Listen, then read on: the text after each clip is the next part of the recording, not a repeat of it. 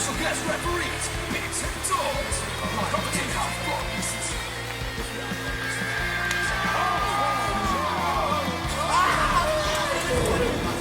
Who gets hurt from a flip-flop fight? You take a full wallop in the face, man. Good morning, good afternoon, good evening, wherever you are in the world, whether it's Wales, where we are, or whether it be anywhere else in the world. Hello! Welcome to the Real Wrestling Show. Dash Blog. Episode 107. And we are the Real Wrestling Show for the Real Wrestling Show, AEW. So, ladies and gentlemen, boys and girls, children above the ages of 15, 1-5. we proudly bring to you the best wrestling, blogging, tag team champions of the world. We've got Big Z trying to impersonate Johnny Hungy. And we've also got Wrestling with the Stars, your phenomenal Dorsey.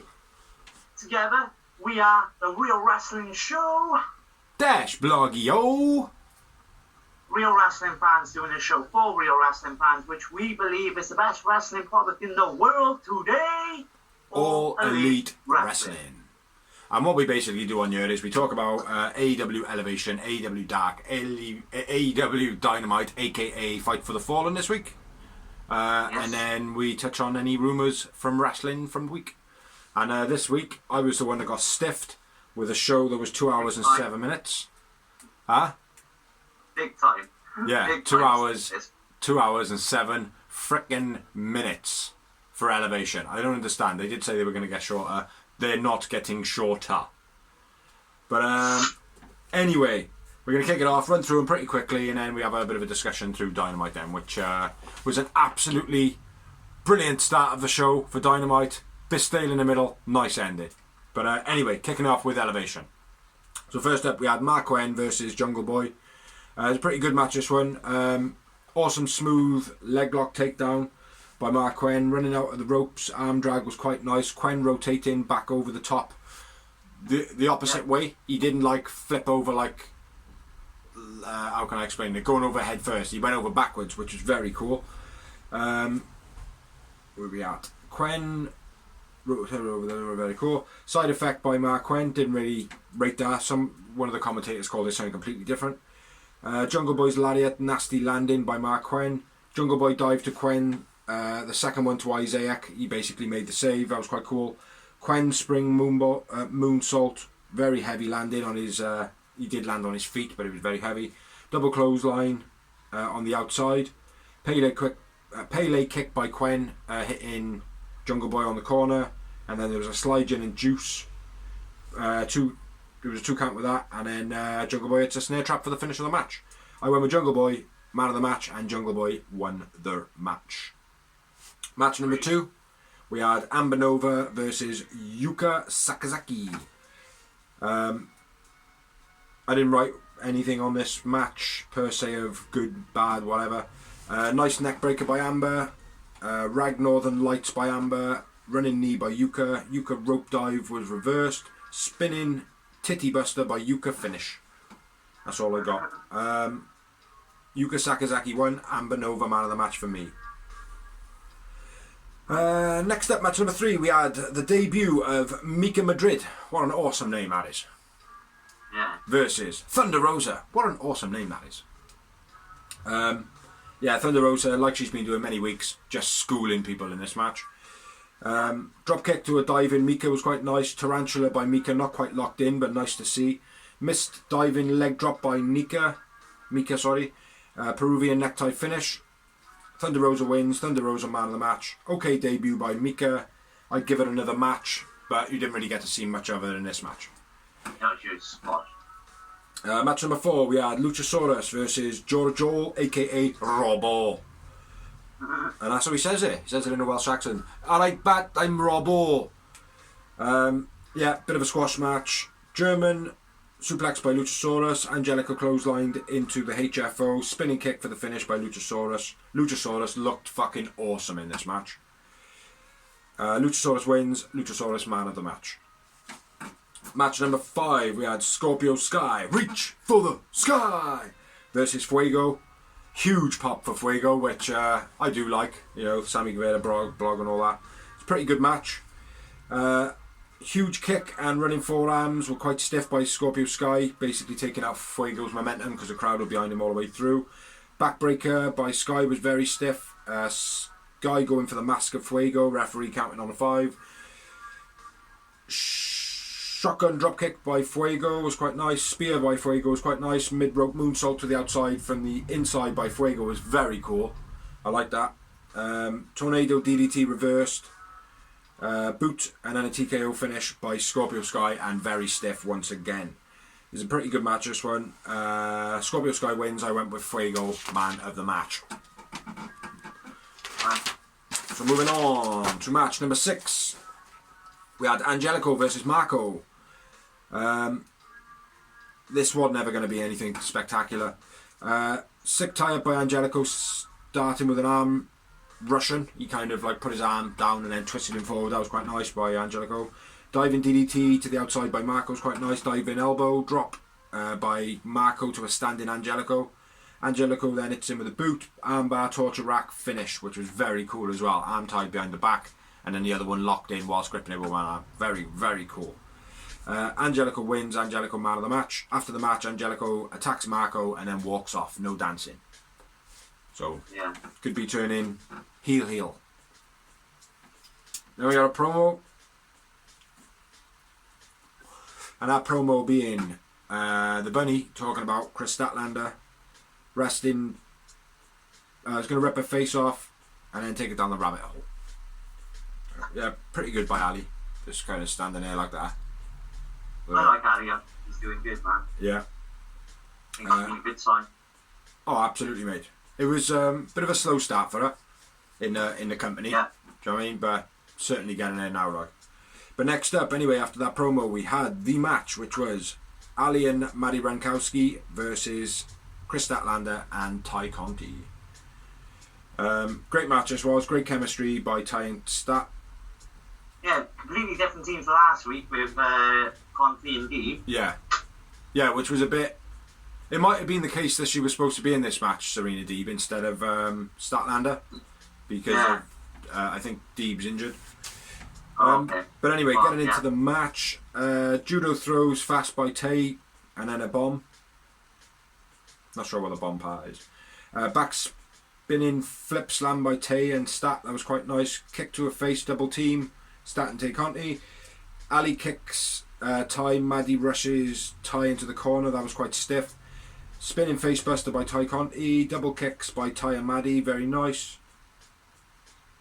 Don't know what that. Oh, yeah, when they boot each other, and as they're booting each other, they kind of fall backwards.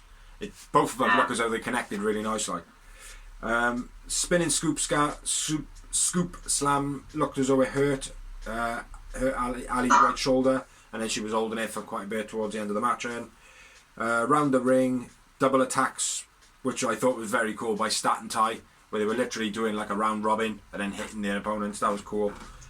Big Bang Theory for the finish of the match. Stat and Tay win. Statlander man of the match for me. But not high.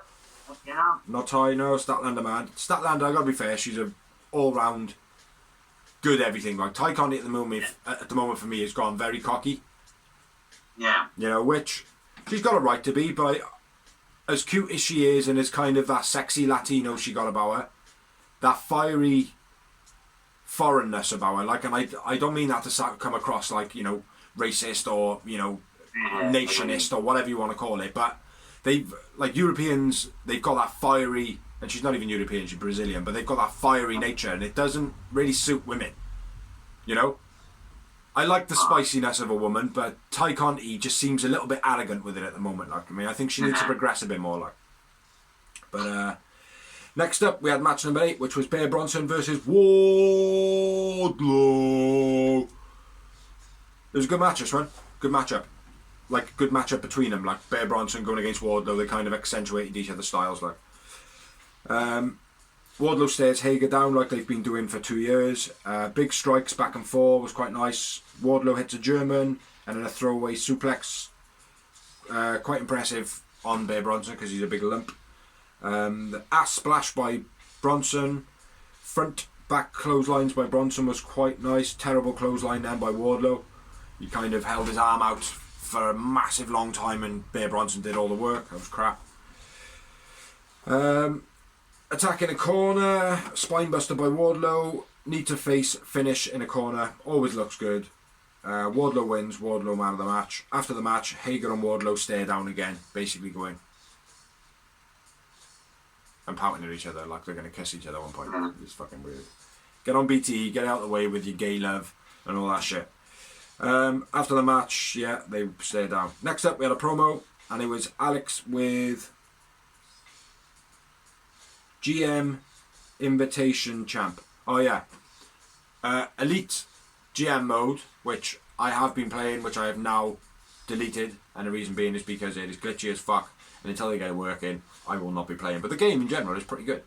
But they had a competition that I didn't know anything about. Otherwise, I would have downloaded it quicker and probably complained a lot quicker. And then downloaded it, deleted it a lot quicker. But anyway, basically, there was a competition online where people did like online playing, and this guy was the winner. And he ended up picking the opponent for Lee Johnson. And he gives the match to Luther, and then they present him with a GM belt, which I thought was pretty cool. Yeah. It looked a bit like the BTE belt, didn't it? Yeah. No bad.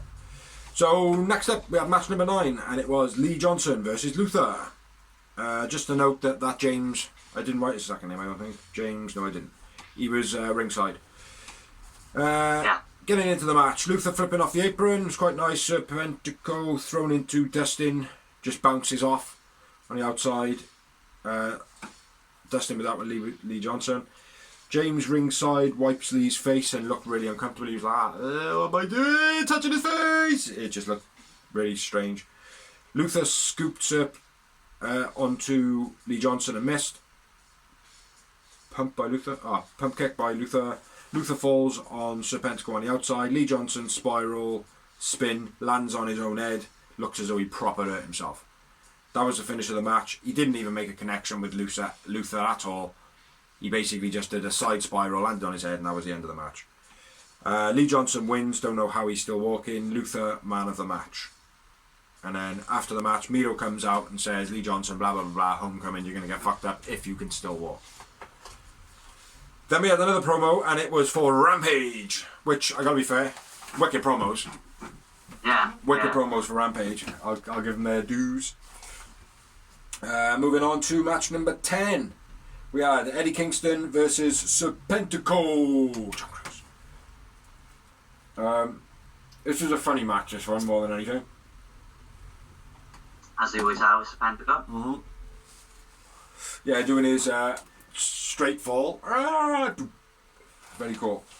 Serpentico chops Eddie, and then Eddie flattens Serpentico with 2 chops. Kitchen sink by Eddie, look wicked. Serpentico into the guardrail 4 times, right the way around the ring. Eddie pretends to hurt his knee. Sayuto suplex by Eddie. Not a fall away slam, Tony Schiavone. Then a T-bone suplex. And then a backhand finish, which is the... what's he called? Oracan.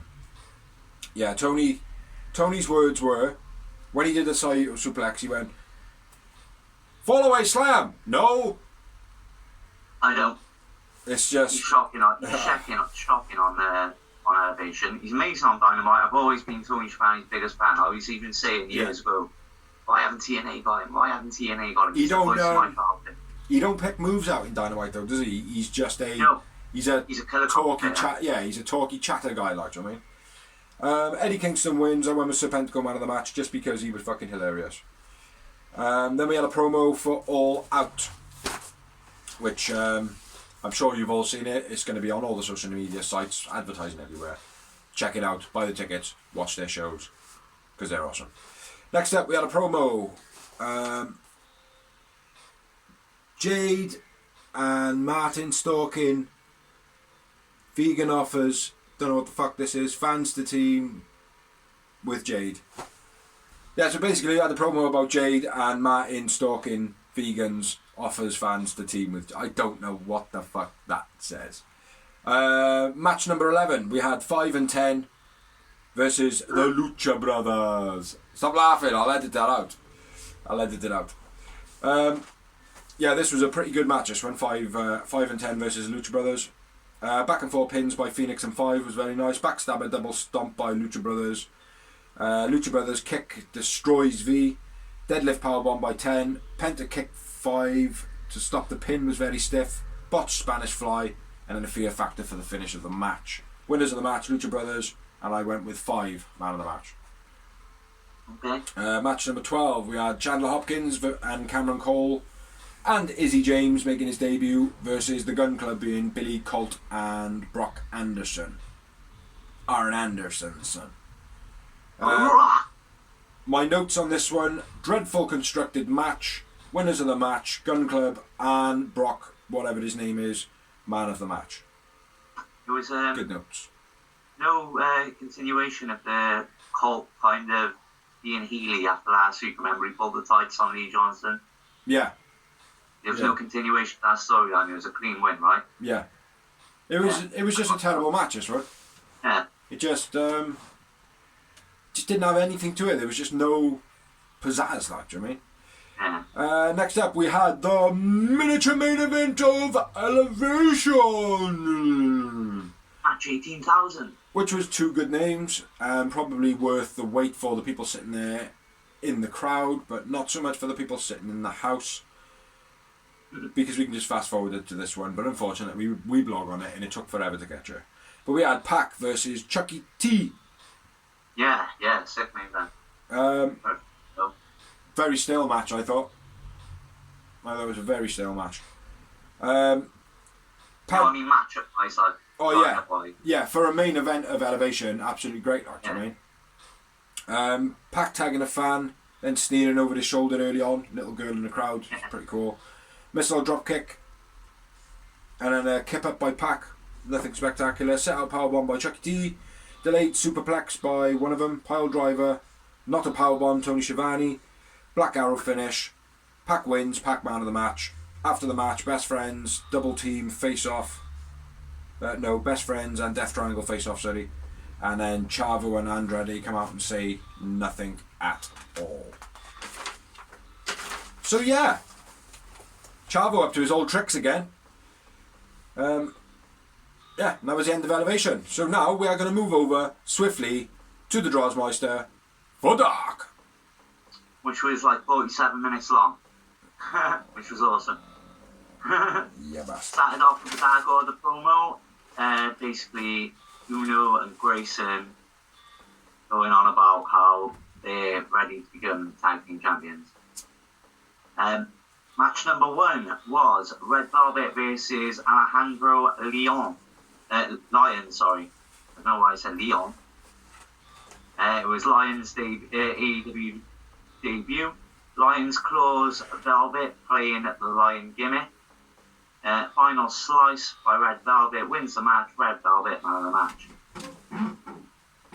Then we had the Janela and Kiss promo. They want the Young Bucks. They're ready to be for the tag team champions. Whatever, never happening. Never happening. I reiterate, never happening. Next up, we have match 2: Killer Kate versus Abaddon. Killer Kate uses her speed well to counter moves, like ducking out of the moves like the Abaddon was going for earlier on, even using some counters. Sit-out powerbomb, headbutt, leg lock, DDT by Abaddon. Abaddon wins. Abaddon, man of the match. Worth noting, Killer Kate making a debut? I would, yes, assume so. I'm not sure. I've not heard the name before because I would have picked up on it and thought, how creative is that name? I don't remember saying that about the name Killer Kate, so I would assume it's a debut. But yeah, what a creative name. KK? Yeah, but it's not even. Yeah, that would be fine. That would be cool. But Killer Kate, it's just like come up with something like it's almost like Killer Cross, but it works with Killer Cross. Do you know what I mean? It's different. Yeah, because he looks believable. Yeah, and he didn't spell it with an A. Killer. Yeah. Match number 3, where there was some build-up on this. There was actually a promo before it, building up what's been happening the last couple of weeks, and it was Diamante versus Big Swole. Cool. Not gonna lie, it was a bit of a shit match. Yeah. Considering it was these two in it. I love Diamante. Big Swole's got good charisma. I've never really been much of a fan of her in-ring work, I'm not going to lie. Swole? I'm not saying she's bad, but she's not... Nothing that she doesn't do anything which gets me going, you know what I mean? Swole now, yeah? Mm-hmm. Yeah. I don't know, she's, I think her dancing goes on a bit too much in the beginning, like, she needs to be a bit more hype before the match, because I feel like her in-ring stuff's pretty good. It's just all the dancing stuff lets it down. Yeah. But anyway, I haven't written pop all for it. Diamante basically sneaks a win, grabs the tights, ankles, and a hold onto the rope. Diamante wins, Diamante man of the match, but again, I thought it was a piss poor match for the people that were in it. I was really expecting a lot more. I was more disappointed with Diamante, to be honest. I feel like there's something just not quite complete about Diamante. It's weird, mate, because I think that Evilise leaving has affected it, because obviously they were getting that big push when they were a team, and they were working like they were a great tag team. Yeah. And maybe that's just affected her a little bit. Could be. You know what I mean? It's like when you lose a co-worker in work. Oh, excuse me. In any job, if you lose a good co-worker, it's shit, innit, like, you mean? Especially if it's someone you get on with, like. Yeah. Yeah, maybe it's that. But Diamante, man, you're a great wrestler, so suck your pride in and get fucking work, innit? Yeah. If that is the case. Get a good storyline to go somehow, man. Well, that's another reason why I was disappointed in this match, because even though it was a dark match, they have had storyline, which is why it disappointed me. But obviously it's going to go on again, because obviously Diamante got the sly win, so it's going to carry on. But match number 4, anyway, moving on, was Zach Mason and Warren Johnson versus Stu Grayson and Evil Uno from Dark Order. Join the Dark Order, cowboy shit. Nice swanton from the ring to the outside by Stu. Stalling German by Uno. Running knee pile driver combo by the Dark Order. Dark Order win, and I went with Stu Grayson out of the match. Is it worth making a note that the two guys that were in this match were debuting? Really? I think so. This is what happens when you work like 70 hours a week, bro. It's all good, man. This is what we do, mate. One of us picks it up if we miss it. Even if we make mistakes, mate. Fuck it. Rough around the edges, man. That's what we do. It's how we do! Rough around every fucking edge. In the middle. Rough everywhere. Just some giant ass rough piece of shit, me, mate. Anyway.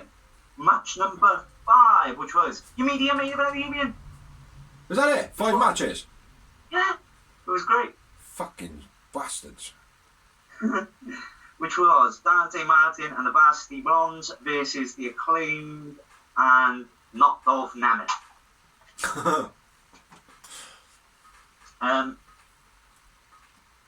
Nice release, Northern Lights by Bowens. I think he's been doing that as a regular move, but it looks sick, fair play. Yeah, and it's good. Original. He's very good, man. Dante runs, springboards over the corner of the ropes in the ring to the outside. Yeah, beast. That was cool. Beast. Fair play. On all the opponents, and Not Dolph. There's something. Oh, that was when Not Dolph Irish whipped him as well. Yeah. So Not Dolph Irish whipped him, and Dante just carried on running and just went whoop, off onto all the rest of the opponents. Yeah, it was a very cool spot. Flipping stunner by Dante. Dante and the Varsity Blondes win. Dante, man of the match. Varsity Blondes cut a promo on the Acclaim after the match. So moving on to the Dynamite. Pew, pew, pew, pew, pew, pew, pew, pew, pew, pew. Pyro. Super Pyro. This week's Dynamite was replaced for Fight for the Fallen. Dun dun dun. Which up and down show this week. It started off absolutely fucking brilliant, and then every match after that was not going to live up to the first match. I know, I was surprised this was in the main event. I really was. It wasn't never going to be the main event. It was always going to be that man behind you versus Nick Gage as the main event because of the name. But it certainly should have been the first match. That's true. Shouldn't have been the first match, mate. No. Totally let the rest of the show down. was watching. Have you watched any of the My Wheel blog, by the way? Goes on about I Jeff haven't, Jarrett no. and Conrad. No. Well, it's when another reason why that's so interesting is Jeff Jarrett is obviously a promoter, and like he explains like how he built the card in Yeah. one of the shows. He's like that. How come you made like the X Division the main event when you had all these other big names in it? And he was like, well, I thought about opening it with the X Division. He was like, but if I did that, no one would ever be able to follow. No one, I knew no one was following that. Yeah. No one, including myself. So that's why I made them the main event. Yeah. But yeah, definitely a mistake on whoever booked this match to be first. Yeah. Like, I'm all about a fire opener, but I think the opening match should have been Santana Ortiz versus FTR. Yeah. That should have been the probably. opener, followed by the women's match. What else was on there?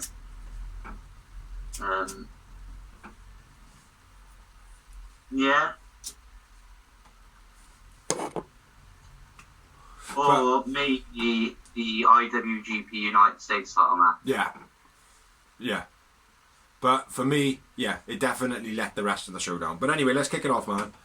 Which was a highly anticipated match between the Elite versus... Oh, there was a Hangman Cowboy shit promo and Dark Order. Well, they had a beastly intro, didn't they? Yeah, that's what I was going to get into now. That's Sorry, man. I've written in the wrong order, that's all. My bad. the wrong order. Yeah, it was Elite versus the Dark Order in an elimination 5-way tag team match. And it was Hangman, 10-man tag match. Unos... Yeah, go on. 10-man tag match, not a 5-way. A 10-man tag match. Oh, Right, yeah. Sorry. My bad. Hangman, Dark Order, Stu Grayson, Evil Uno, John Silva and Alex Reynolds versus the Bucks, Gallows and Anderson and Kenny Omega. Yeah. And just to get it out of the way quickly, Alex Reynolds up first, Carl Anderson up second. Then we had a double count out of Gallows and Stu Grayson. Then Uno went out. Then John Silva went out. Then Matt Jackson went out. So just to get that quick, just to streamline it a bit, like. But yeah, go over to you, brother, with the awesome entrance, man. Awesome entrance. Fucking amazing. Cowboy and Dark Order. Beastly intro. I haven't actually written down what it was. From who? The Dark Order and Hangman. Oh, when they all come down, they all had the spotlight come on them and all that. Oh, yeah. First of all, across. That was very cool. Come down to the ring, they all give it the old Dark Order and Hangman give it all. It's And fucking then the Elite had sick. the Space Jam intro. Yeah, cool as fuck. Which is all cool as fuck. Obviously, the new Space Jam film is out as well, so I'm sure that's something to do with it. Yeah, it'd be good to see if they were in it. Yeah, it would be. I would. doubt. I don't know, man. Wrestlers have done very, quite a few cameos over the years, like. Yeah, of course, mate. I'll never forget Captain Insano on Waterboy, innit? Yeah. Yeah, exactly, like. Just a note, Don Callis come out in a pair of girls' shorts. Awesome fire start. You put down all the eliminations, so I'm just Still gonna say go them with anyway. what- Huh? Still say him anyway, man. Just Yeah. skip past them, I'm that's all. just gonna I'm gonna run through it. So Hangman is, if you obviously jump in, bro, if you got anything I missed. Yeah, Because it was a fast-paced match as well. yeah. With Lots of beasties in moments. it. Lots of moments. Yeah. Hangman and Anderson start the match. Superplex by Alex Reynolds and Nick from the ring to the outside on the pile was beast. Gallows pulls the trunks to eliminate Alex Reynolds. If he got eliminated so early. Yeah. Anderson found banned the crowd by everyone. DFARK. Anderson landed crammed by everyone. Oh, Anderson's basically in the ring and everyone's surrounding him. Yeah. And he gets fucked up, and then they hit the fatality to eliminate him. That is Uno Grayson. Yeah, man. Nice kill by Silva ×2. Struggled on the second one. Yeah, but he looks so good doing it, mate, for a tiny guy, because that's a Yeah. big guy move. It's the height. It's the height he gets on it first. They go up, and then he puts the forward momentum into it like as they're up, which I think is awesome, man. And that's what makes him look good. Yeah, exactly. He uses gravity to advantage, basically. Yeah. Lovely double team pop-up powerbomb by Stu and Uno. Very nice. Sidewalk springboard combo by Stu and Uno. Again, very nice. Same thing written. Gallows then Gallows takes Matt out by accident. Then Stu hits the payday, then 450 off the top rope. With a cannonball splash by Uno. Yeah, very nice that was as well. Running on all cylinders, man, in this match. Yeah. Ref neck breaker combo by Uno. Yeah. When he throws the leg to the ref and the ref, and gets the neck to glass beast. Always good. And then Stu almost kills himself. Fucking man. Do you see what he mutters? Fuck. Oh, fuck. It was like the fucking hell or Jesus Christ. Oh my God. That was, oh my God. When he was on the floor, like, because you see him flip, man. He's like, poof. Hey! It's everyone, and you watch the replay, his head just goes. Yeah, I watched the replay about 5 or 6 times, mate. Yeah. I just wanted to double check like what happened, like. But yeah, his head bounces off, and John Silva, fair play to him, he's over there straight away, and he's like, I don't know what he says to him, whether it's like something like, right, just get in the ring and just take a pin. But yeah, at that point then, they fuck off in the crowd, him and Gallows. Referee counts him out for the 10, which I didn't expect, man. No, I didn't expect it. But nice call. Yeah. Very nice call. Well. Yeah. Yeah, hell of a fucking diver, man. Yeah. While they were in the crowd, sorry, Stu Grayson dives off the old bleacher onto Gallows, and that's when they get counted out then. And then back over to you, man. V-Trigger, One-Winged Angel by Omega eliminates Uno. Yeah. Silva, nice spear on Matt. Yeah. Basketball in the ring then by Nick, doing the Space Jam, running around with a basketball. The Bucks jump Page, double powerbomb on the apron, which was nasty. Fair Yeah. Well, I don't know. It wasn't too bad. It was a nice landing, but yeah. Good little beatdown. Second bound side. Yeah. Matt's nose was bloody at this point. I don't know what happened there. Someone must have caught him with a stiff kick or something. Yeah. And John Silva cleans house. Blue Thunder Bomb by John Silva. Yeah. And in the back. Oh, excuse me. Oh, dear. Yeah, and then the Bucks doing that old cocky thing. Nick going for the Meltzer driver. Or going for the Indie Taker, sorry, with a basketball and missed the dunk. I bet he felt like a right fucking pillock. You know what the best part is? He missed it the second time too. Yeah, and then he said into the camera, that was what was supposed to happen. Yeah. But yeah, I like the fact that they don't give a shit, like, do you know what I mean? It's like, well, live TV, what can you do about it, like, do you know what I mean? Yeah, and then a double knees to John Silva. I forgot what it's called, the Meltzer kick or best something, BT, I don't know. Something like that, anyway. But John Silva's then eliminated. Page and Omega face off then, and then it all goes tits up. Omega spits at Page, super kick party. KO, don't know what that says. Yeah, anyway, 450 on the ropes by Nick, that looked pretty cool. Where they had Hangman locked up on the ropes. 450 splash by Nick. Page cleans house then, he got a bloody lip. So again, someone must have caught him a little bit stiff. Moonsault to the outside by Page, looked good, landed nice, didn't look as though he was going to kill himself, which normally does. High angle powerbomb by Page, which looked fucking sick, man. Matt protected himself well as well, he had his hands up early, like, but come down on a stiff angle on his neck, didn't he? Yeah, okay. Double buckshot lariat, Matt Jackson then is eliminated, and then all the dirty play happens. Omega grabs a belt, the referee says, so Omega grabs another belt. But Hangman reverses his swipe with a belt into a Deadeye. Omega gets only a 2 count. And then Nick grabs the leg while Hangman goes for the buckshot. Belt to Hangman, 2 count, 2 V-triggers, 1 winged angel, 1 count, 2 count, 3 count. It's worth noting I haven't written what he said, but he must have been big. But JR fucks up big time on commentary again. What did he? Well, you didn't see what he said. I should have written it down, but I thought I was gonna. In my head, I probably thought, oh, you remember what he said? It's probably something like he tried to hit him with the WWE title or something like that. I didn't catch it, man. I'll be checking that back in a bit though. Absolutely fantastic match this was. Yeah. Absolutely Really fantastic did. match. But I must say, I love AEW. I love AEW, man. The fact that because I thought Hangman was winning all day long. absolutely, mate. Well, put it this way: I wrote above the Dark Order and Hangman win before the match even started. Yeah. And then I scribbled it out.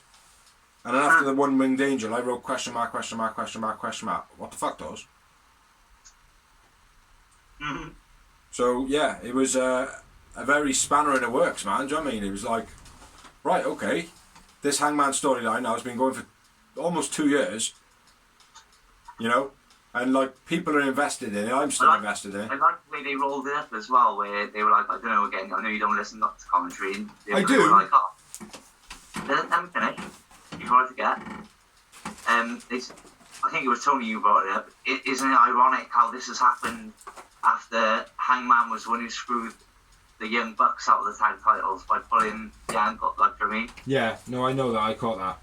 I do listen to commentary. It's just I don't listen to it as intently as you do. Like I can't lock it all in. It takes my attention away from the match. But it's automatically locked into me, mate.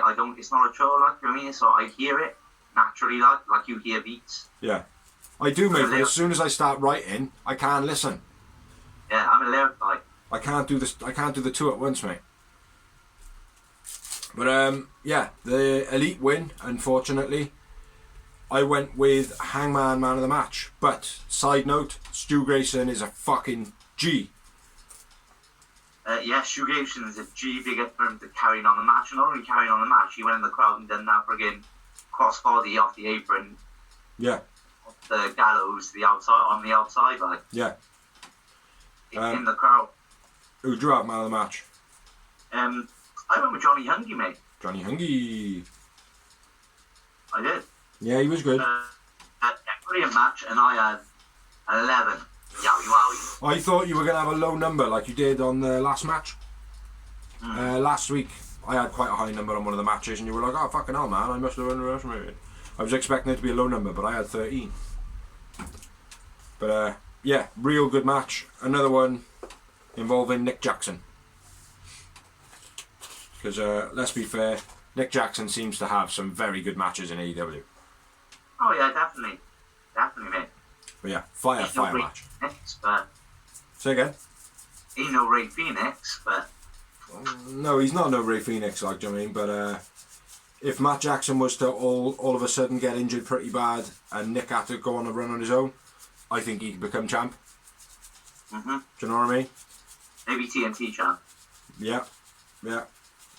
But anyway, yeah, fire start to the match. Anybody who haven't seen it, try and find a way to watch it. I don't normally condone it, but stream it just to watch it. Become a fan of AEW because it's fucking amazing.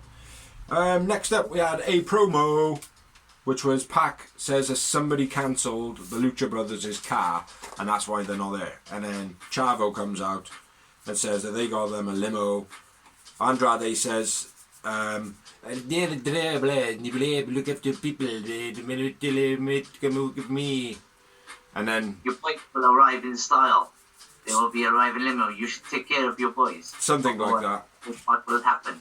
Guess what? For someone to arrive in style in a limousine, they did not arrive on the show ever. There were no Lucha Brothers from now on. What? In Dynamite, they didn't appear. But No, I was expecting a promo Yeah, later on to be pulling up in a limo or something. yeah. Which they didn't. But nope, after this there was nothing. No. Maybe they turned up to fight on Dark. In a limo. They could- Maybe they did do a promo on it. They didn't, no, but what I mean is where Elevation and Dark are filmed on the same night, Yeah. they could well be on Elevation or Dark. Because they have started doing promos on Elevation and Dark now. So, Yes, yeah. but anyway, just to talk to the camera, any of you who haven't seen it, find out whatever you can, whether that be illegal, stream it, become an AEW fan. Yeah. Bit of a shit promo. It was an okay promo, but Andrade can't understand the fucking word he says. I would disagree with you there. I understand every word he said. I don't know. I have to really concentrate, man. Yeah. That might be like no. Again, this isn't me being like a dick, but we're in the kitchen trade. We tend to work. There's a lot of foreigners. Yeah. So I may be more used to. It probably is, mate. Yeah. Not true. Thing is, like for me, I'm a bit ignorant where this. Like if I have to concentrate on something too hard, I kind of switch off, like, for me, and that's what it is for me. But next up, we had the celebration of Ricky Starks. Yeah. Shoot. Basically, the reason he gives is, or turning his back on Brian Cage, is that he got too cocky, and mainly that he did not call him when his neck was broke. Yeah. Or hit. Boo hoo. Which is a typical basic storyline in wrestling. Yeah. Brass band for Ricky Starks. Yeah, a big brass band for Ricky Starks has doing the whole kiss ass schmooze thing. And then, lo and behold, oh my god, shock, horror, even though he said he was going to do it, Brian Cage interrupts, smashes up the brass band, Starks runs away, very WWE Club Vince promo. It was, no, I don't know, there was a slight difference in it. Ricky Starks did face off with Brian Cage at first. Rather than just run off straight away, he stayed in the ring, he did face off with him, then he fucked off. It was only a short time, but he did, and I appreciated that little bit, like it gives Ricky Starks a little bit of credibility. Here's the thing, even though he screwed him over, that was a beastly match, and at any time, Ricky Starks could have won it anyway. Yeah. Not screw over that, do you know what I mean? Yeah. Yeah. So. No, I get that. Yeah, decent promo. Then we had another promo, and it was Tanahashi calling out the winner of Lance Archer and Hikuleo. For the IWE title. Yeah. That's the title shot. It's the only one he hasn't won, I believe. Yeah.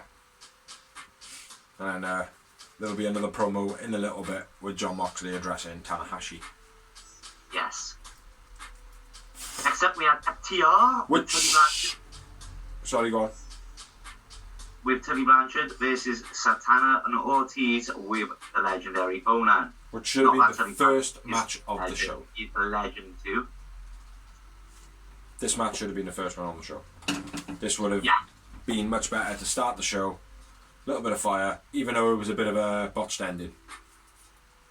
Yeah. Which there is reason. I have too many notes on this. So, do you want to kick it off? Yeah, man. Slip on the something, flip Ortiz to cash. Don't know what that says. Right. What? Great start. I know. Back and forth chop, Santana and Dax. Three Amigos by Proud and Powerful. The third one being a double. Yeah. After it, which was nice. Yeah. Spinebuster by Dax. Looked very nice. FTW pounding Ortiz in the corner. Why have I written STW? FTR, I would imagine. FTR. Not FTW. That would be a different brand. Stiff clothesline by Dax to Ortiz. Tully and Conan talking smack in the corner. Camera doesn't pick up on it very well. If it wasn't for the commentary, you wouldn't have known it happened. Santana cleans house. If you've got any notes on that. Swanton from the ring to the outside by Santana was beast. Yeah. There's a lot. They call it the Koi Hero or whatever they call it. The Kohiro. Honakido. They call it the Kohiro something. But fuck you, it's just Swanton. Let's not fuck about. It is though, isn't it? Mm. You can call it all these fucking things whatever you want. Like, it is Swanton. Fuck you. Simple as that. Yeah. Blind tag by Proud and Powerful. Cash knocked off the apron. And I think that's when he slices his arm open. Yeah, which we'll get to that. Yeah. But, nice powerbomb by Ortiz. Tag on top rope frog splash by Santana. Yeah, that was nice. And then lots of power bombs by everybody. Yeah. All round big moves. They were all power bombs, bro. Yeah. Literally. They were all just different versions of power bombs. I was like, fucking hell. Good though. 0 piece of power bombs as well, fair play. Yeah, good. And then a superplex by Dax was nice. Santana's layout powerbomb was quite nice as well at the end of that four-way, where they all did their moves. Yeah. It's quite nice. I haven't seen that for a while. And Kevin Nash used to do that? Mhm. What powerbomb, sorry? The layout powerbomb, where when they powerbomb, they lay down. Santana does it. Oh yeah, jackknife powerbomb. Yeah, but is it jackknife? Yeah, Kevin Nash, jackknife. The Ego Edge is a jackknife as well, though, yeah? No, that was a razor's edge. Border Or the toss. outside edge. Oh, border toss, my bad. Yeah. Border toss, yeah. Yeah, but the layout powerbomb got the 2 count.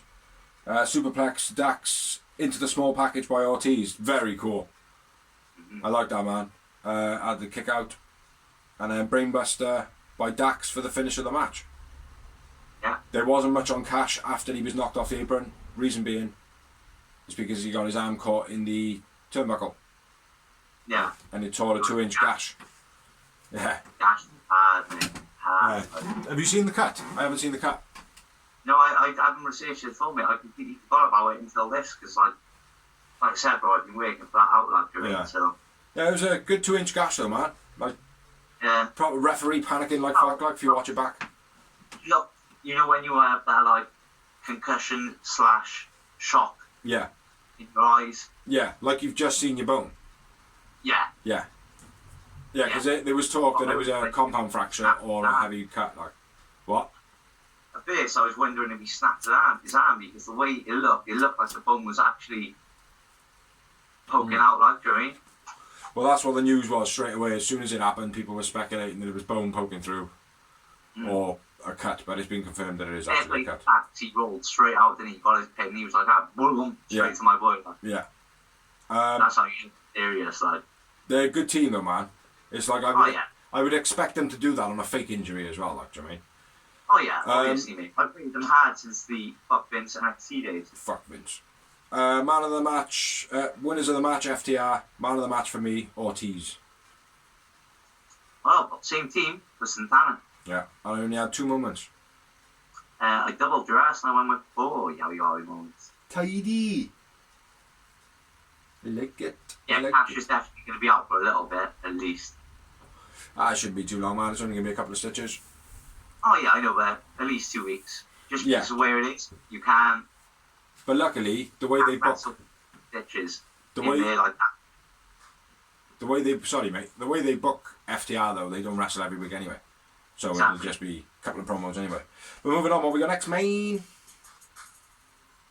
Next up, we got a Britt Baker promo. Where she's like that, basically, fuck you, Nyla, I beat you with a broken wrist, bitch. And finish the match, bitch. And now I want some fucking protection. And then Shivani, in-ring, into a promo, which was on Tony Khan's behalf, which I think they're doing this on purpose, where Tony Khan's got a big announcement, and Tony will announce it on blah, blah, blah. And then it's actually going to be Shivani, because he's Tony too, isn't it? Yeah. August 205. I like that's like 205. August That's 13th. August 13th, and then August the 20th. 20th, that's what the 5 is. It's a It's a third. August 20th, Rampage will be the first time in Chicago. Yes, and it's being branded First as dance. the first dance. It's dance, sorry. Yeah, and then the crowd start chanting CM Punk. Yeah, because the rumour is CM Punk dropping it, and the next rumour is Daniel Bryan. Yeah. But Daniel Bryan apparently is in August, early August. Yeah. So. And again, side note, Rampage is in Pennsylvania, Pittsburgh, Pennsylvania. I'm telling you, Kurt Angle's rocking it. Even if it's just for a night. Like, There is a I mean, possibility. There is a possibility, but from what I read and from what I've heard from Kurt Angle, that's not on the cards. They AEW chatted with him. Impact have also chatted with him. He's not looking really to go back and do anything. But Yeah. that's what they all say. You know what I mean? Like that's never happened before. I know. Yeah, so the first dance for the Rampage show in Chicago. Big speculation on CM Punk already signed with AEW. Let's see what speculates. Next up, though, we had another promo by Darby Allin, which was pretty cool. A couple of things touched on. I will note back from the beginning of the show. First move to be done by Nick Jackson was a running knee strike and then a bulldog. Yeah. Which is CM Punk's move. The second one, I think this is the second one, isn't it?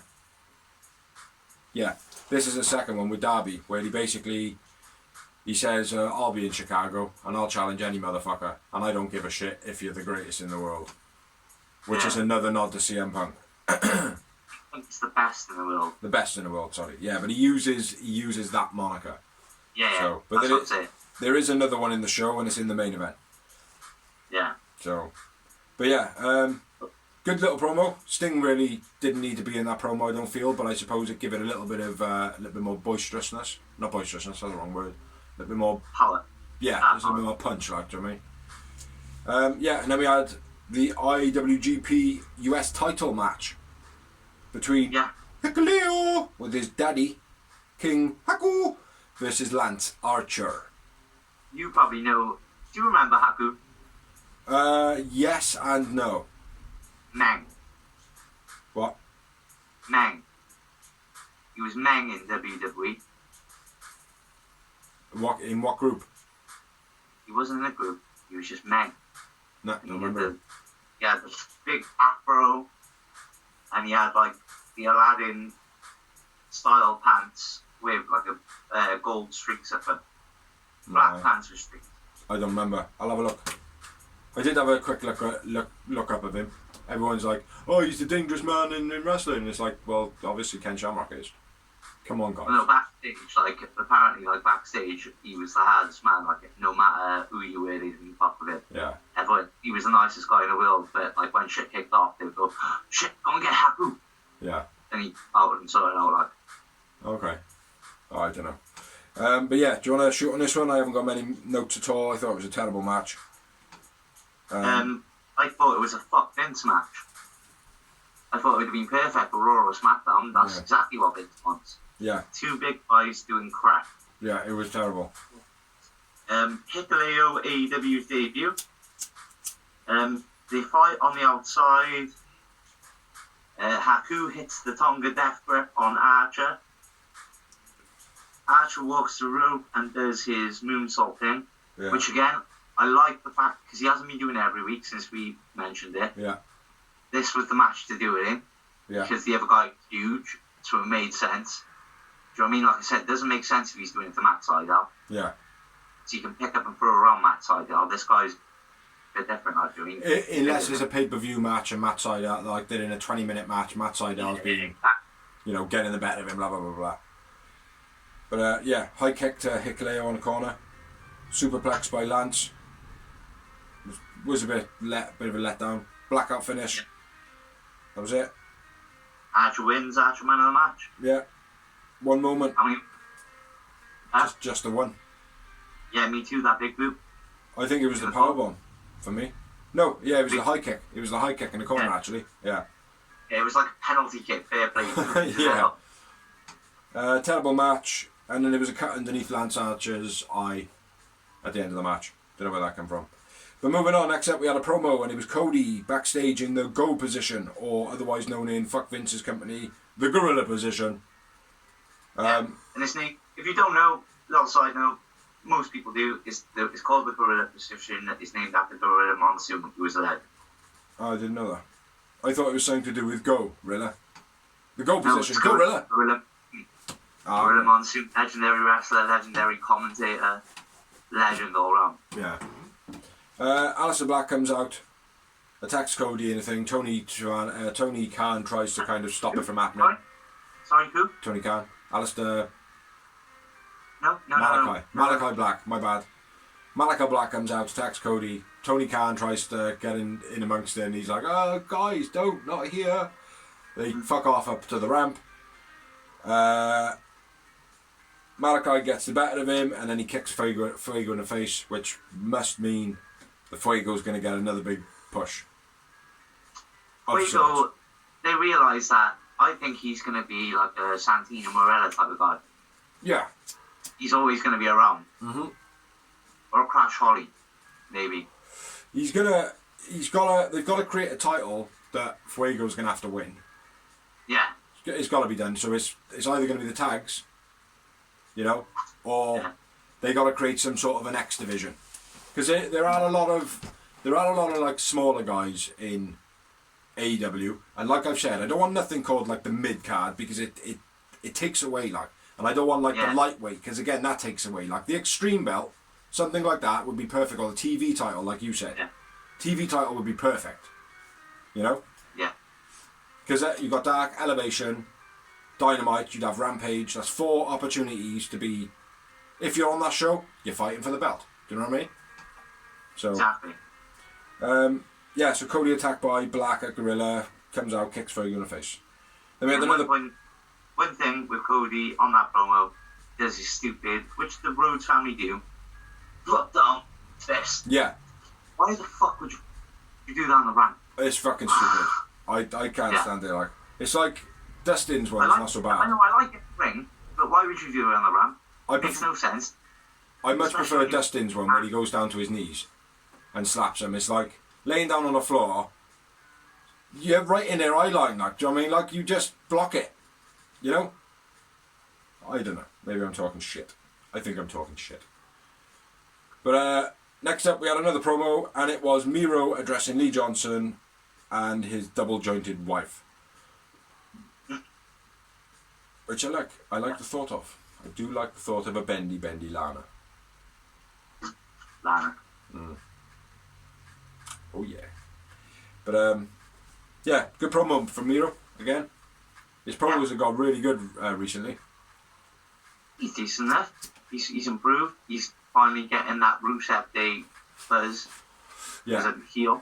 Yeah. Good, it's good. But then we had the next match, which was Private Party and Angelico. Angelico, yeah. Angelico. Versus Cajun Jex, Jurassic Express and Christian Cage. I had to check my notes then because they might have said Gage, but I know he's in a different match. Mm-hmm. But yeah, boring match this one. For me. Yeah. Yeah. Mate, it was the beginning match, mate. It was the opening match. There was too much fire in it. Nothing could compete. Yeah.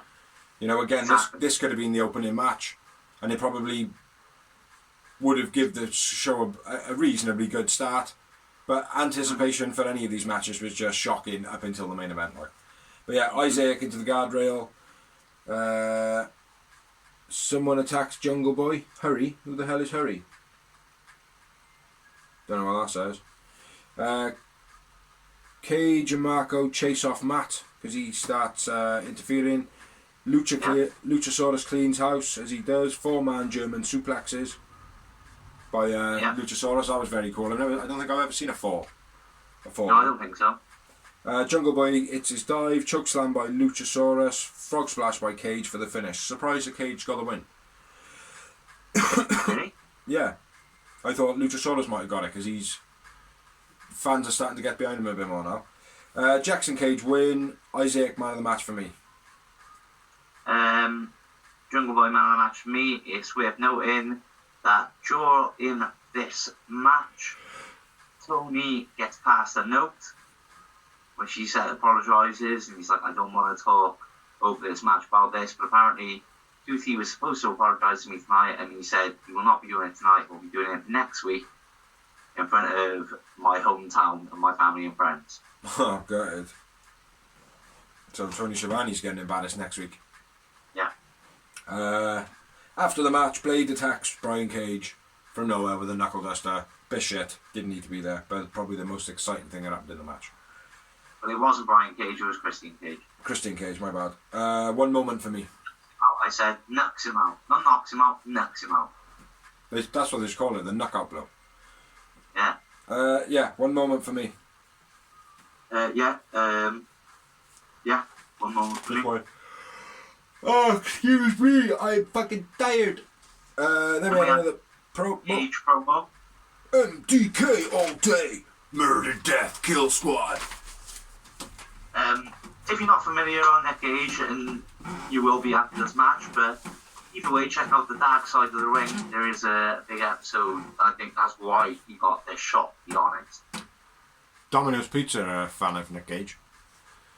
But yeah, just before the main event and Dawsey's bit, we had Julia versus Thunderosa, which I don't get why Julia's getting a push. Doesn't make any sense.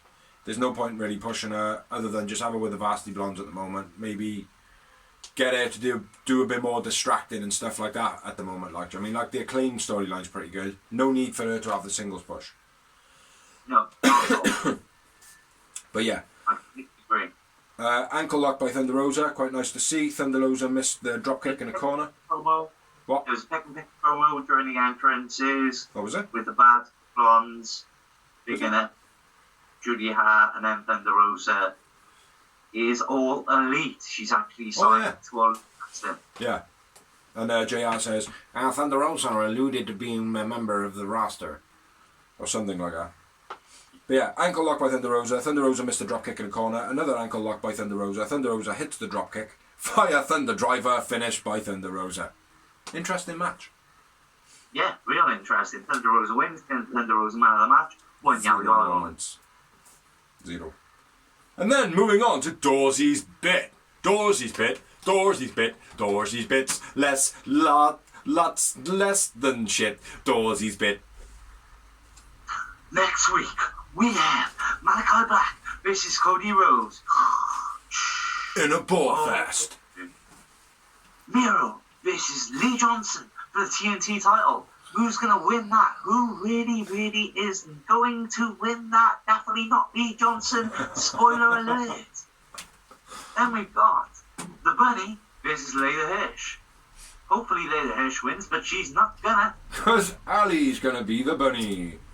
Oh yes. And then we've got Christian with Jungle Boy versus Blade with Matt Hardy. That could be that's an undecided one. Yeah, exactly. That one could go either way. It should be Christian and Jungle Boy, but it's probably going to be Matt Hardy and whoever else you said he was with. Blade. That's what I said. They win. Christian won this week, didn't he? So yeah, they got to get a slide win over him, haven't they? But to be honest, looking at that, they're looking at Malachi Black versus Cody Rhodes to be the main draw for that show. Yeah. Because the rest of it doesn't really look that entertaining to me. No. What else we got? That is it. That's what I'm saying. Oh, that's it for now. There must be other ones coming. Yeah. Probably a celebration of some sort somewhere. Yeah. Seems to be Jericho's going to be in a match. Oh yeah, the Jericho match, which isn't announced on this part, but I'll announce it on this one. Yeah. Because Jericho versus Juventud Guerrera. Yeah. Juice. No juice. Yeah, it should be an alright show. It's not going to be anything like this week's, like, because for a start, it's a homecoming show back to Jacksonville, no pay-per-view-esque type of adrenaline. Yeah. So yeah, but I'm looking forward to it still. You never know. Yeah. There might be names that pop up. You know, Brock Lesnar might come out. Huh? The side storylines alone, those little promos, like, that's why I watched off through, like, those little things that just pop up on the side and you're like, I saw it. Yeah. Mate, I love it. It's like I went on for weeks on the blog, right, saying about, that storyline with Hangman's page, Hangman's phone, like, do you know what I mean? Like, it hadn't been addressed, and then they addressed it, and it's like, right, okay, cool.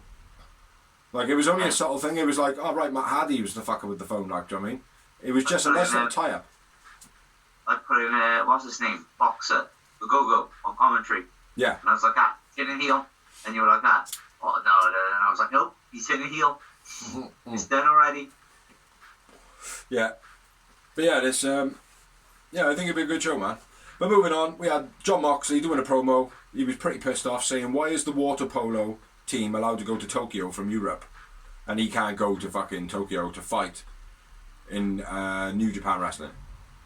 And says that Tanahashi is avoiding him. Yeah. Since Since Mox has dropped the belt, you've been fucking avoiding me, motherfucker, without the motherfucker parts. You're not allowed to say that on live TV. Well, no, you basically said, while I was champion, I was offering all comers. Why didn't you come to the battle then?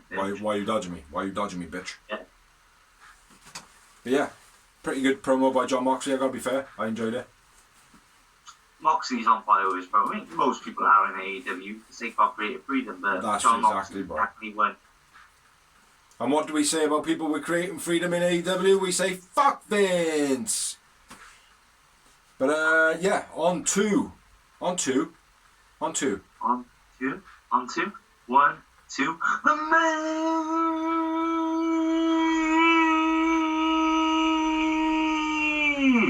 Nuvin. of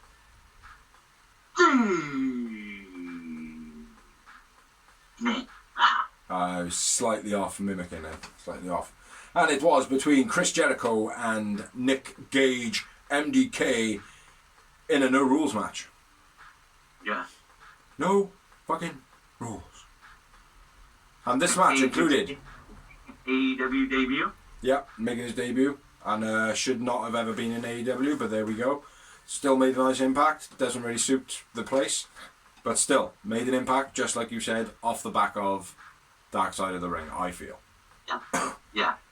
But this match included panes of glass, light tubes, chairs, pizza cutters. No tables. Yeah, no tables, unfortunately. Yeah, I think I was about it, wasn't I? Oh, baseball bat. Yeah, Right. yeah, it was a good match. It was pretty good, but some of the bits in it, bit unbelievable, didn't really work out well. But as wrestling marks, we understand what's going on. Do you know what I mean? Smarks, whatever you want to call it. So yeah, match starting out. Pizza slice to Jericho's arm. Yeah. With a real pizza slicer with a sharp edge. Yeah.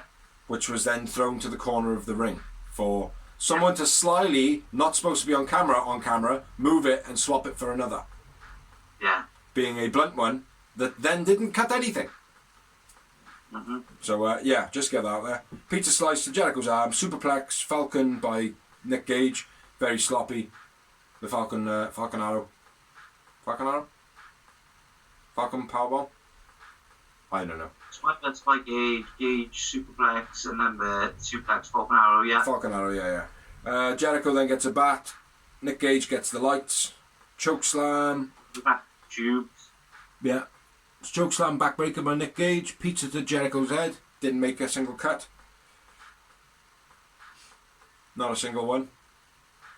And he did slice across his forehead quite a few times. But if you look at the after photo, not a single cut. We want tables chant. Gage shakes his head and he's like, nah, I've got light tubes. So yeah. No, I've got a pane of glass. What? No, he don't. He gets a light tube. When they say about the chair or we want tables, he's like, nah, and he picks up a load of light tubes. Yeah. Sorry. Then he gets Charlie to get the glass pane. Yeah. Charlie being a BT Sammy blog character, puts the pane of glass on the chairs and then gets Hurricane off the top. Nick Gage goes through the glass. Powerbomb onto the glass by what? It's a Frankensteiner, that was. Frankensteiner, yeah, my bad. Nick Gage then powerbombs Jericho onto the glass, which cut Jericho's back legitimately open. Not anything major, no Bob Holly shit, like. What? Powerbomb was a counter from a code breaker. Oh, was it? Yeah. I didn't Jericho went for the code breaker and Gage countered it into the powerbomb. Light tubes over Jericho. Gage stabs Jericho with the light in his head a couple of times. That looked pretty good, but again, didn't really make any contact. So, fair play to Nick Gage, man. For such a violent guy, he actually put on a pretty good, safe match, like, do you know what I mean? Yeah, he didn't. I think the difference is, mate, it's like, if you watch the Dark Side of the Ring, he does say, like, you know what I mean? We told, what's his name, David Arquette, what we were going to do, and he wasn't down with it. Yeah. And it was in our house. Yeah. If you go into his house, we play by his rules, but he's coming to our house, so you play by our rules. Yeah. That's what I mean, and I think Nick Gage realised he is a guest in someone else's house. Yeah. And being a wrestling, mate, we all know he's a wrestling fan. If you're a wrestler, you're a wrestling fan, and why would you be doing it? Yeah. Especially the shit he's doing. So Jericho was probably a leg end to him. Yeah. But he put on an awesome show though, man, for what type of wrestler he is like. Jericho hits him with the blue mist into the tubes, and then hits him with a Judas effect for the finish of the match. Yeah. Good match. Just to note, Jericho also took a pile driver from Nick Gage on the pads. Yeah, that was pretty brutal, man. Missed that. Yeah, good match, though. Jericho wins. I went with Nick Gage man of the match. Jericho wins. I went with Jericho man of the match. As you do. Nick Gage did what I expected him to do, mate. Jericho took a fucking beating and put on a good show as well. Yeah. It was good, man. I had 8 moments. I had quite high scoring as well. I had... Snap. 8 yowie wowie. Yeah. Then after the match, another nod to CM Punk by MJF.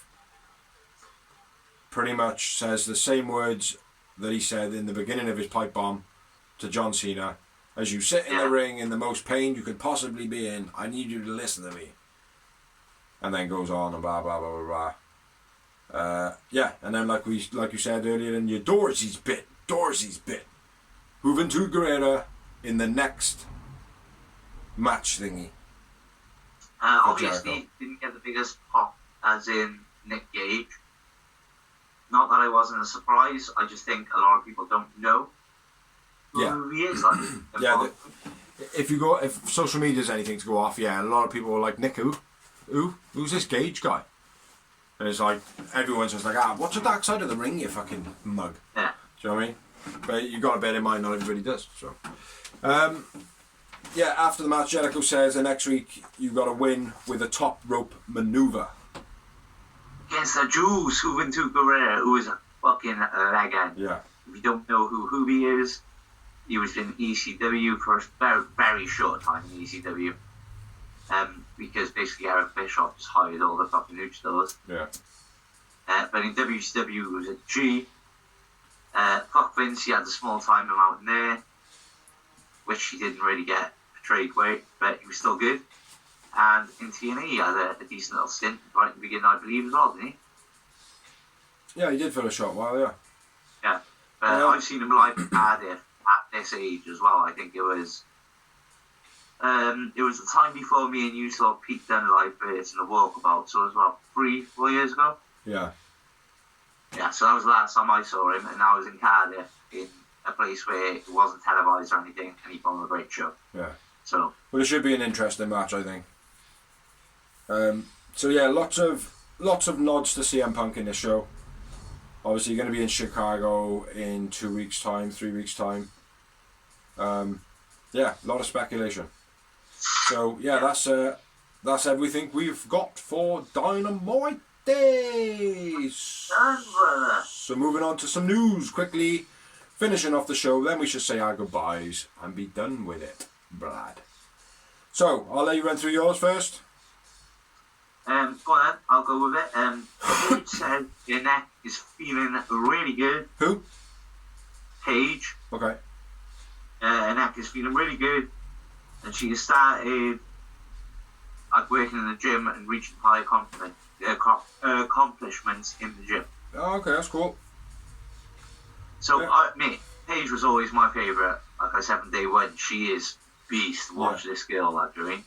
Well, mate. And I was back with Charlotte and Becky and all them were starting to come to fruition as well. Hopefully she can get a good fitness, mate. Maybe come in and do one or two matches in AEW. Maybe become a trainer, like, do you know what I mean? Exactly. Because she started at such a young age. Her family is basically wrestling heritage. Not to say that it's WWE heritage, that type of thing, but they have got a lot of wrestling in their background. You know what I mean? So they must have a passion for it. Yeah. So, what else you got? My next part is the Bray Wyatt part, so... Bray Wyatt released from WWE? Yeah. It's a shock, man. It is amazing. Because, let's be fair, Bray Wyatt is one of the most talented guys they've got on that roster. Every time that they put him on TV, it is gold. It's weird. It doesn't matter what they give him. It's gold. It's weird why they let him go. Well, the thing is, like, apparently Vince wasn't happy with him when he came back to WrestleMania. Why? And apparently it's because this is only again speculation, rumor. I don't know Bray Wyatt or Vince or anyone personally. Don't you? I thought you did. Fuck Vince. If I knew him, then I'd be fucking spitting much more shit, wouldn't I? Yeah. Anyway, I'm getting done for murder for one of the old wrestlers he's murdered or bailed them out on. Yeah. Anyway, where was we at? Bray Wyatt right. backstage. Apparently, was happy with him when he came back from WrestleMania. Now, there were two stories. Bray Wyatt said he was fine, and he wasn't when he came back. As an injury? No, as in mentally. Because Brody, that was the time Brody passed. Right. And obviously, him and Brody are close. Yeah. They're real good mates. I mean, I think they worked the Indies together as well. Yeah. They obviously spent a lot of time in NXT up into WWE together. Okay. But Bray asked for time off then after WrestleMania. And he hasn't really been back since. Okay. And what's the other one? Well, that's it. There's two sides to the story. There's one saying that Bray said he was okay. Ah, right. And then he wasn't. Yeah. And then there's one that he came back and then said, actually, you're not. Luxury. Right, okay. I see. Well, hopefully he gets a bit of time off, man, and gets himself sorted and centered, like, do you know what I mean? Because Brody Lee affected ordinary people. Do you know what I mean? It's like, it affected me to a degree, mate, and I didn't really know a great deal about Brody Lee, but it was like, the story was so real. Do you know what I mean? Like, and that's what's great about AEW. Like, it's not just a wrestling company. Like, you do get that real sense that it's a family, and the storylines are not just, oh well, we just made this up. Like don't get me wrong, the Young Bucks make a lot of stuff up, but at the same time, there's a lot of real elements there as well. Like, do you know what I mean? There's a lot of real elements behind stuff, and that's what makes it so good. And that's what I think made that thing about Brody Lee passing such a hard thing, like for the everyday person, like, do you know what I mean? So yeah, if Bray Wyatt was affected that bad and they didn't give him time off and shit, fuck Vince. No, they didn't give him time off, but apparently he said there's two stories. There's one that said he was fine when he came back. He wanted to come back to work, so he kept his job, but essentially he wasn't, like. Yeah. Yeah. No, I got it. Well, hopefully he gets himself down there, man. Well, mate, I think if AEW get Bray Wyatt, mate, that could potentially be the biggest signing, not just in AEW, in wrestling history. I wouldn't say in history. Mate, he ain't bigger than Hulk Hogan. Maybe not Hulk Hogan, okay, fair enough, fair point. But what I'm saying is game-changing wise. Yeah. Because Bray Wyatt is gold on WWE and he's been held back. Yeah. Imagine if he's not held back. On AEW, it's a different thing as well. They are a little bit more animated in regards to blood and a bit more Papa Shango making Dorsey cry type things, like, do you know what I mean? Yeah. That type of stuff, like. And I use that example because I didn't, like, Paul Bearer used to scare me, like, do you know what I mean, like, as a kid. But I use the example of you because it is something like when Lance Archer, I don't know if you've watched the Unrestricted with Lance Archer. Yeah? When he says about when he's over in Japan and scared. Yeah, they talk about him being the storytale monster. The dream. Yeah, like the dream monster, yeah. And like his thing was to make the children absolutely petrified. Like it's like that type of shit is more AEW and more suited to Bray Wyatt, like, you know. So yeah, it could be cool, man. Could. Sorry, go on. Yeah. I didn't hear you, mate. It froze. Oh, yeah. I said it could be good, you know, but it could also be they let Braun Strowman go, and now they're like, oh shit, we need to get Braun Strowman back. It could be that less money, blah blah blah blah. It could also be that they're releasing them all together, but they're still under the umbrella, and then they're going to bring them back as the Wyatt family. You know, the only one that's missing is Brody Lee, unfortunately. Yeah. But again, with the fact Brody Lee being missing, they would probably turn around and say, look, it's dead, like, do you know what I mean? Bray Wyatt family is dead. You know, so. But anyway, next bit of news. Serena Deeb is apparently injured and she has a bad knee. She's been wrestling through the injury, but I think now it's starting to niggle a bit. Yeah. Yeah, I think she needs a couple of weeks off. You know, that's why I think she had that long extended period off a while ago. Yeah. Due to the Nick Gage versus Jericho match, Domino's kick off and basically have turned around and said that we have nothing to do with them. We're going to take our advertising away from their advert spots. We don't want to be affiliated with them and everything like that. Because of the pizza slicer. Because during the match, when they were using a pizza cutter, when they went to advert in America, the first advert that came on was a Domino's pizza advert. Yeah. So they've kicked off. Where's the rest of it? WWE also tried to ring around AEW sponsors to try and get the news outlets to pick up on the news about Domino's and the pizza slicer to get AEW in trouble with their sponsors. Well, that's I'm not sure where that rumour come from, but I wouldn't be surprised if it was true.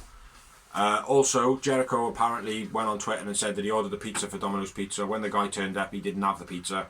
So he basically was like, well, go and get my pizza. And then when he rang up the store and he was like, where's my pizza? It's 90 minutes late. They basically said, that's tough luck. But I don't know.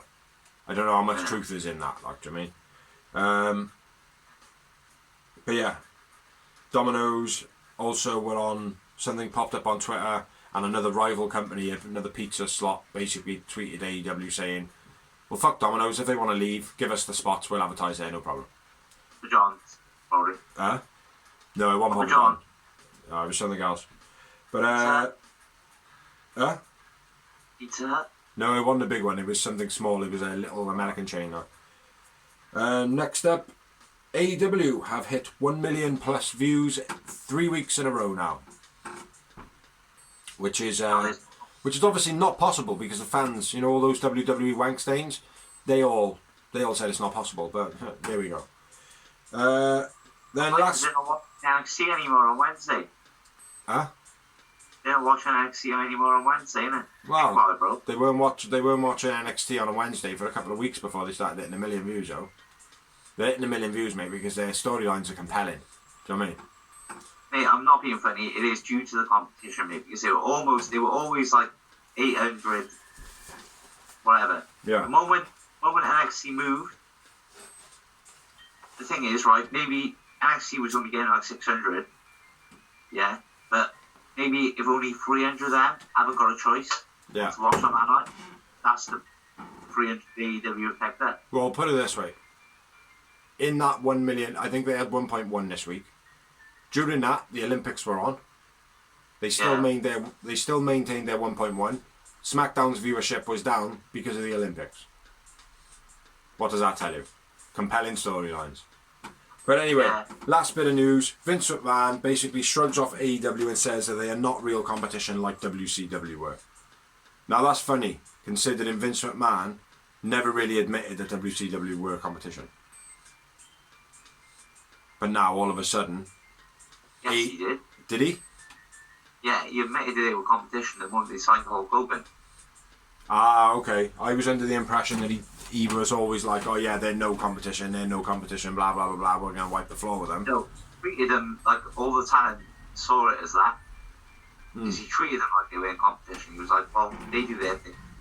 They're doing our thing. We're better. Yeah. I didn't realise that. Because I thought it was more of that thing then of like, oh well, now we'll just use a different opinion from what we originally thought just to try and give AEW a dig. No, they thought, like, he thought it was all bullshit, like, because every wrestler, like, it's always happened over years and years, like anything. Oh, this is going to happen, this is going to happen, this is going to happen. He was like, yeah, whatever, and then he was like, the moment they signed Hulk Hogan, I was like, fuck. Yeah. Okay. Yeah. They mean business. Okay, I get it. Now they are competition. Yeah. Well, that'll be the thing, innit? If Bryan Danielson, or Daniel Bryan, whatever you want to call him, and CM Punk rock up, Vince will have no choice but to turn around and go, fuck. Do you know what I mean? Hey, so... the problem is, if those two turn up, that's two big spots. Massive spots. It is two big, massive spots, but they've got Rampage. They're struggling to fit Christian in. They've got Rampage. Rampage is a 1 hour show now. Yeah, exactly. Before long, it'll be a 2 hour show. Yeah, that's true. Do you know what I mean? So, and then we won't do Elevation or Dark. Yay! But anyway, there's no more news from me. Any more news from you? No, man. No, that's it. Apart from my spoiler alert, I don't care what anyone says. Kurt Angle's going to be on AEW in Pennsylvania. I'm calling it there first. You heard it there first. I'm not going to deny that either. It would make sense. He lives in the local area. Whether he lives in that area anymore, I don't know. I think he's from. I think he lives in California now, but I'm not sure. Yeah. Well, I think the only thing left to say now is thank you everybody who watches, thank you everybody who likes, thank you everybody who shares, thank you everybody who allows us to share on their pages, thank you everyone who's helped, thank you anybody who has liked, commented, or any of the other thing else. Thank you Dorsey for still being alive, thank you Bigsy for still being alive, thank you, everybody subscribe, please subscribe. If you've got this far in the video, congratulations, you have won a bravo, fucking oh. So thanks for watching. Catch us next week. Check out all the videos that are on the channel. Subscribe to the channel. Check out this man. Got, like, other little side shows and funny stuff and live events there, all sorts of stuff. Yeah, check out his merchandise memoirs, which are basically about a lot of the stuff that he's got, wrestling memorabilia and the little story behind them, which is pretty unique. So check them out, and even post up your own. Please tag us in it if you do. So catch you next week. Thank you for being awesome. Thank us for being awesome, I suppose. And we'll catch you for episode 108 next week. Peace. Peace. Lady, hour and a half.